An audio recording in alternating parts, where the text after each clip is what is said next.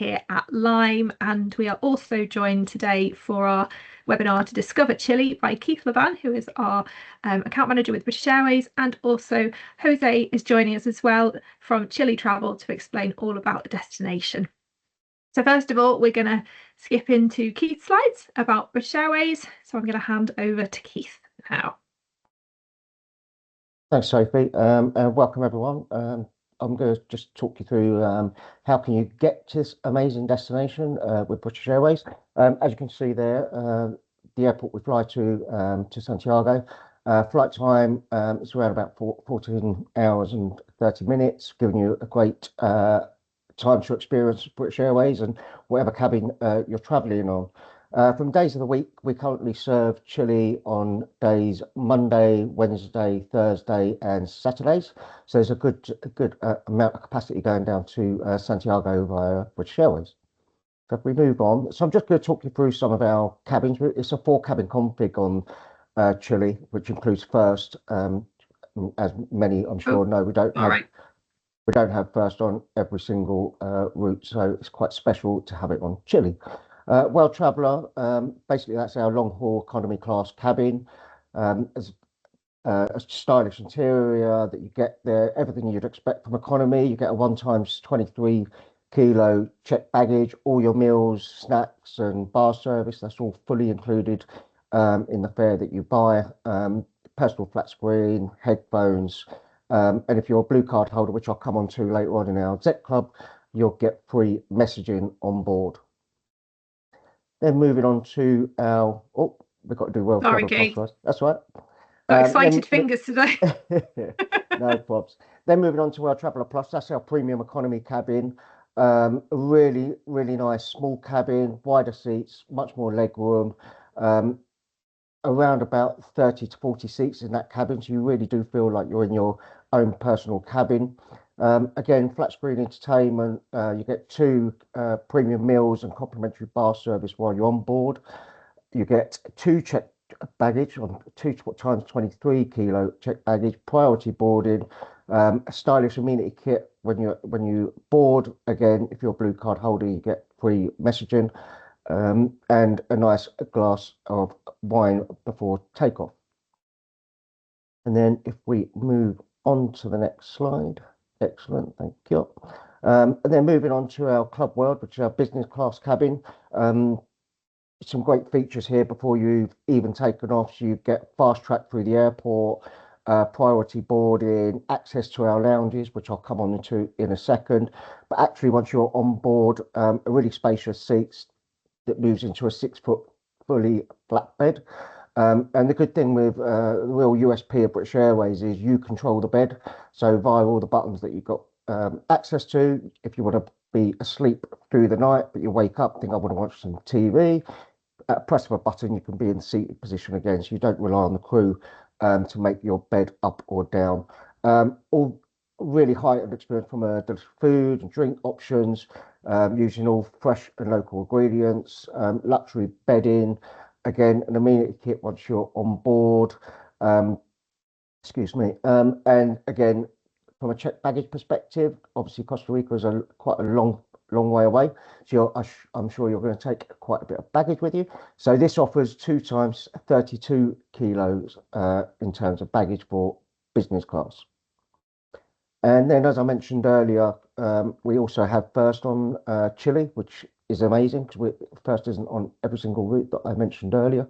And again, before you've even stepped on board, you'll have access to our first wing in Terminal 5, which is an amazing experience. You go through your own dedicated security lanes, and that takes you straight into our lounges. You bypass the whole hustle and bustle of the airport, but of course you can come out the lounge and go shopping if you wish to do so. Priority boarding, and again, this is your own spacious suite. On board, there's only 8 seats in that cabin, so it is really private. 6'6" fully flat bed, personal 15-inch screen, noise cancelling headphones, Temple loungewear. So if you want to get into something more comfortable for the night flight, you can do so. Slippers, amenity kit, and again, it's much more a la carte fine dining. Up to 3 bags of checked baggage, 32 kilos, free Wi-Fi on board. So regardless of what card you are or whether you're blue or gold card holder, you'll get free access just by definition of being in the first cabin. I'll come on to our lounges now, I believe. So we've got an array of lounges in Terminal 5. In the main, you've got the main terminal, then we've got B and C. In B, you've got our galleries lounges, you've got our Concord room. From a galleries perspective, there's North and South lounges, so you've really got a real choice of where you want to experience. You can experience both of them if you wish, North and South. And then over in the B gates, which is our B satellite terminal, there's also our Whispering Angel Lounge, which is highly popular, as one would expect. Everything you'd expect, and you can see on the PowerPoint that you would expect from a business class lounge. The good thing is you've got your different areas. You've got a business area. You've got just an area to chill out, watch the runway, watch the planes taken off before you actually get on board. So everything that you'd expect from a business class lounge, and that you can see on the screen now. Moving on. As I mentioned, there is a Concorde room, which I haven't actually even been in yet. So there you go. And this is for our first class passengers and gold card holders. So if you're traveling in first, you'll have access to this Concorde room, which I'm told, as I haven't been in there, is absolutely amazing.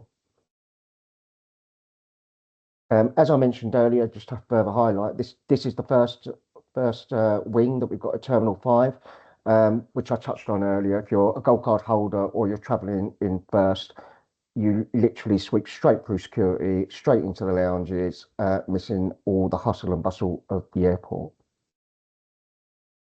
And just to finish on, just to make everybody aware of our exec club, the club we call it now, and the tiers. What I would urge you to do for your customers is get them signed up, because before you know it, and you've had a few flights, you're starting to move up the tiers. But as I mentioned earlier, Blue will give you free messaging on board, which is a big winner if you want to stay connected on the ground without having to pay for the more premium level of Wi-Fi service. And then you move into bronze. I won't talk all the way through. As you can see, there's a big one, 7 days seat selection before departure, and a few other things. Moving on.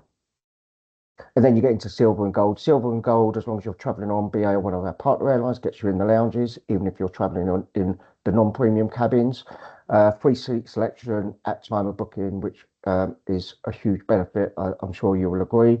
And as you can see there, there's you can earn tier points, collect Avios, there's extra baggage allowance and other elements and to be gained once you move into them membership tiers. I believe that's a whistle-stop tour of how to get to Chile. I will hand over to Sophie. That's great. Thank you so much, Keith. Thank you very much. And yeah, we're going to move on now. So we're going to move on to Jose's slides. We're going to do a little switcheroo. So Jose is going to take control of the PowerPoint now, because he's got some really fantastic slides and images to show you. And it's probably just a bit easier that we do it that way. So have a little switch, and then I'll come back to you at the end with the quiz and the prizes. Over to you, Jose. All right, thank you. Sophie, can you tell me if you're seeing my slides right now? Yeah, I can see it. Yes. I think it just needs to go into like presenter mode, you know, the little doodah at the bottom. I just did that. Let me know if you can see it full size now. It's not full size yet. Let me check. Is that better? No, it's not changed. I'll try it again. Good old technology.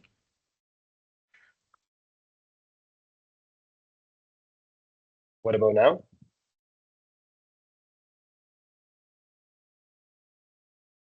No, it's not. But I think we could probably still work through the PowerPoint like that. It's still, but certainly on my screen, it's still big enough that we can see everything. So if you're happy to proceed, then Okay, we let's do should it. be Let me fine. know. Let me know if you're looking at the change of slides at least. Okay. Yeah, I can see it changing. Okay, perfect. So thanks everyone for being here. I want to go through some of the most important destinations that Chile has to offer and some of the most important aspects of Chile so you can learn a little bit more about the country. In the image right now, you should be seeing where Chile is located, right? So we are right next to Argentina, Bolivia, and Peru, three other very beautiful countries in South America. Of course, we're a bit far away, but we're still very well connected, okay? Now, one of the things that people usually points out about Chile is the geography, how long it is, okay? So if you look at the image, you'll see that if you place Chile on a map in Europe, you would go from Norway to Spain. That's how long it is, okay? And it's because it's going from north-south, it's quite diverse, okay? Now, you can get to Chile on an overnight flight. It will actually take around 13 to 14 hours to wake up in Santiago, which is Chile's capital, okay? And once you're here, you will be able to visit the different areas that we have. We divide the country in 5 main areas, and I'm going to go through all of them with you right now, okay? We're going to go through them fast, though, because we have a lot to cover. Now, the first one is the northern part of Chile. And in this part, the main destination people usually go to is a small town that is called San Pedro Atacama. It's very small, I'm not kidding. It's only like 2 or 3 blocks, more or less, okay? But the interesting thing about San Pedro Atacama, it's everything that you have surrounding this small town, okay? So one of the main attractions is Valle de la Luna, or the Valley of the Moon, okay? This was actually used by NASA throughout the 90s to try out all of the different equipment that they were taking to Mars because they thought it was the place on Earth that looked most similar to Mars, okay? Now, in the image, I would say it's not that attractive, but look at this other picture that I have to show you, okay? It's really, really impressive throughout the sunset, the colors that it takes and the energy that this place has is quite unbelievable. And that's why it's one of the main attractions in the northern part of the country. But it's not the only one. We also have Geysers del Datio. This is the 3rd largest geyser field in the world and the largest in the southern hemisphere, okay? It has 80 active geysers, and people usually wake up around 3 a.m. in the morning to go and see the dawn over there because that's when all of these geysers activate and the vapor columns rise through the air. It's very beautiful. You also have lagunas altiplánicas. These are kind of oases in the middle of the desert that are surrounded by fauna and different flowers that are quite unique to the desert and that you can only find here. Many of them form these mirrors so you can see all of the volcanoes surrounding the area kind of reflecting in the water. And also you have guanacos, for example, or llamas, which are one of the most iconic animals in this area of the continent as well, okay? Now, most of the desert looks like this, very dry, right? And this is why this event that I'm gonna tell you now, it's so important. We call it the blooming desert. What happens is that throughout the desert, throughout most of the year, there's no rains and no water, but there are millions of seeds of flowers scattered throughout the desert. So whenever we have enough humidity or rains, all of them bloom. This happens every 4 years, more or less. So look at this change, how dry it is, and then how colorful it is. People come from all over the world to see these landscapes because they're quite unique. These are fields and fields of just very vibrant flowers all throughout the northern part of the country. It happens every 4 years. Whenever it's going to happen, we actually promote it because it's so popular and it's so beautiful. Another important thing about the northern part of the country is the skies we have. Because we don't have any rains, most of the nights are completely clear. And this is why there's many observatories that are placed here, places that work with NASA or very important different investigations. So you can visit these observatories to learn more about what they are developing. However, you don't need to go to the observatories to have a picture like this. This was actually taken with an iPhone. So people usually take tours just outside of towns to the middle of the desert, and you will be able to see the Milky Way. It's a very, very special place to go to. So definitely, if you're here in South America, if you visit Chile, go to the northern part of the country, okay? Now, this is the central area of Chile, and this is where the capital is, Santiago. To be honest, most people comes here, only stays one night, and then fly to one of the main destinations. But I think that's quite unfair. Many people call Santiago the best gateway to South America because it's a very modern city with a lot of cultural events, great subway system, lots of parks. You can walk through it to go everywhere. So it's very friendly, but at the same time, you have places like the local markets where you have all of that Latin American culture, which is a little bit more chaotic, more loud, but also very friendly. So you have those two kind of sides of the city. So it's a great place to start kind of going through South America. Also, it's great because you have great destinations nearby. For example, Valparaiso, it's a human heritage city that was declared by UNESCO. It was the wealthiest cities in South America before the Panama Canal was built because all of the ships that were coming from Europe to California in the United States would have to go all the way down south. And then the first stop in the Pacific Ocean was Valparaiso. But when they built the Panama Canal, they stopped going there and the city became very poor. So now you have this very interesting contrast with these all beautiful buildings that are covered with graffiti art. It's very nostalgic, but very beautiful. Also, 1 hour away from Santiago through the mountains, you have a lot of ski centers. They're great. Well, you can find ski centers from Santiago all the way south, but most of the most popular ones are around Santiago, only an hour away from here, okay? Also, if you like wine, you can go to the different wine valleys that we have around Santiago as well. Chile is a great wine production area. Most likely, if you go to the supermarket, you're going to find some Chilean wine because the price and the quality are actually on a very good balance. And over here now, you have a lot of wineries that you can visit with great experiences and great wines from all different grapes. Okay, we're going to move south now. Now, I think it's unfair to call this the South because we're going to go way further south than this, but this is kind of the entrance, okay? And one of the great things about this part of the country is the amount of hot springs that we have here. 270 hot springs scattered throughout the country. Some of them are at sea level, some of them are at 3,000 meters in altitude. And the ones here are quite special because they are surrounded by this forest that we call Selva Valdiviana. It's a very special type of rainforest that you can only find here in Chile. Just to give you an idea of how special it is, it's 50 million years old. As a point of reference, the rainforest in Brazil is 20 million years old. So this rainforest has been here even before South America and Africa were detached from each other. It's a very, very special place, okay? Very lush. We call this area also the lakes and volcanoes area because we do have a lot of lakes and volcanoes, okay? We have 7 main lakes. Some of them are less than an hour away from each other. So you can drive through the area and visit them, and they have great views and beautiful things to do there. A lot of outdoor sports. So some people do kayaks or rafting. They go and climb up the volcanoes. And some other people just relax and enjoy the pure air that you can find in this area as well. Now, there's a lot of indigenous culture in Chile, but the main one is in this area, and they are called the Mapuches. Very special culture because they were the only ones that were never defeated by the Spanish when they were here, okay?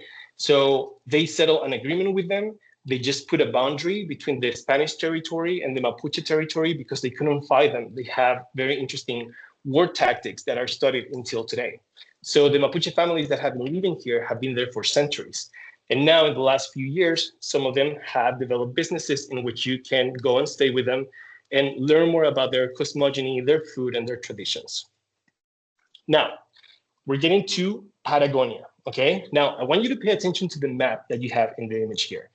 You can see how the country really changes, right? Like you have all of these islands and fjords. It looks like it's being torn apart.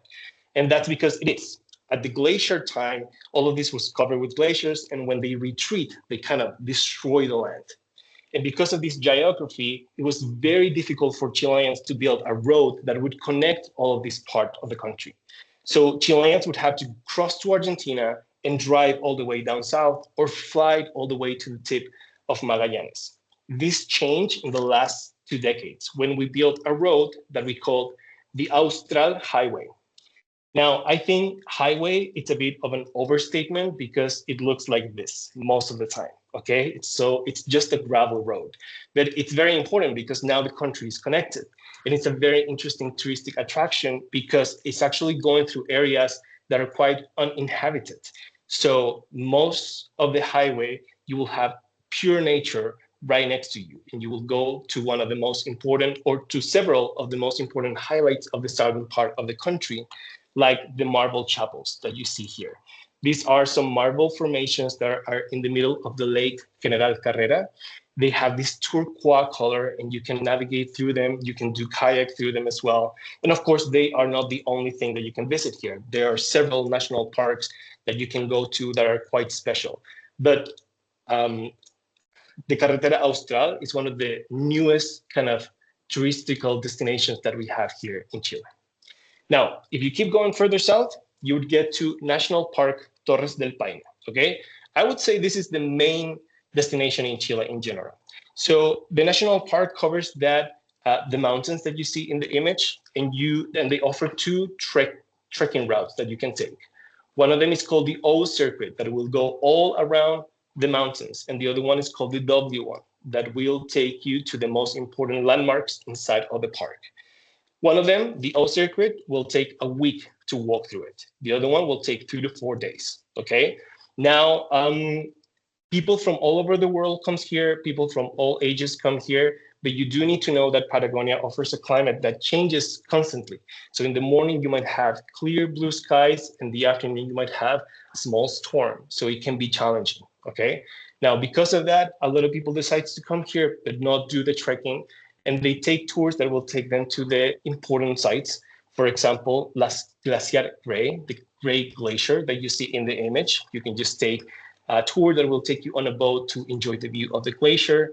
But of course, at the same time, if you're more adventurous, you can kayak there, for example. Okay, so there's all sorts of different options if you want to visit Torres del Paine, and that's in the southern tip of the country. But you can go even further south. You can go to Antarctica.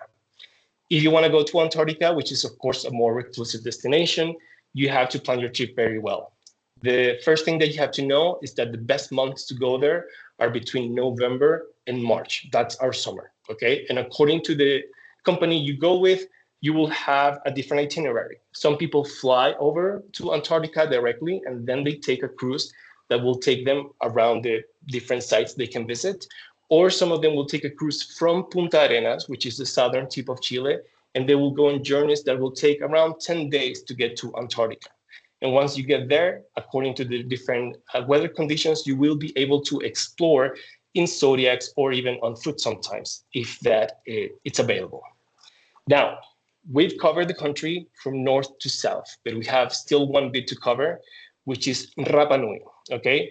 Most likely, once you see the image, you think about Easter Island, which is the most common name, but the official name is Rapa Nui, okay? And the map in the image, it's kind of deceiving you because it's not close to the continent. To get to Rapa Nui, you need to take a flight from Santiago that will take 4 hours to get you to the middle of the Pacific Ocean where Rapa Nui is located, okay? And once you get there, even though it's a Polynesian destination, the main attraction of the island is its culture. So the most iconic view are the Moai sculptures that you see there. Once you get there, you learn about how they were built, why they were built, and of course, the mystery surrounding them, okay? You also have a lot of cultural expressions from the Rapa Nui culture. The most important one usually happens in February. It's gonna start in the next weeks. And it's the Tapati Festival. And it's a festival where the Rapa Nui culture performs different competition in which men participate to determine who was the strongest warrior, and that's how they usually determine who was the leader of the island. It doesn't work like that anymore, but they keep the tradition going because, of course, it helps to keep the culture alive, and also it's a very important touristical destination as well. Okay, now if you go to Rapa Nui, you will also be able to enjoy the different beaches that they have there, like the Anakena beach, which you're looking at in the image, okay? So with that being said, we've covered all of the country. You can see how diverse it is and how many landscapes and different destinations you have. So I invite you to visit our website, Chile Travel, in case you want to learn more, okay? So thank you very much. Thank you so much, Jose. What an incredible country. It feels like it's almost several countries in one country, doesn't it? Because it's so vastly different from one area to the other. But yeah, absolutely breathtaking. Thank you so much for sharing all of that with us. And in true Lime fashion, we have an incentive linked in with Chile. So if you book your British Airways flights to Chile in any cabin class via Lime before the 13th of March, you are in with a chance of winning one of these great prizes. So we have a £750 spa break voucher of your choice for up to 2 people. Doesn't have to be 2 people, you could definitely take yourself. A £300 Patagonia voucher and a £200 Karun sunglasses voucher. £150 gift voucher for Merida and a £250 towards London accommodation and transport. And then we also have 2 Chilean wine hampers from Laithwaite's, 1 red, 1 white. So lots to win there. And Jose, if I could please ask you to just move to the final slide. We also have a quiz. So you know we like to summarise our webinars with a quiz. So we have this going to be posted into the chat for you. The quiz is going to be live until midday tomorrow. So those of you that are watching this, not watching this live, that's midday on Friday the 30th. So thank you so much. Thank you to Keith. Thank you to Jose. Thank you to you all for joining us. And yeah, let's discover Chile. Thank you, Sophie.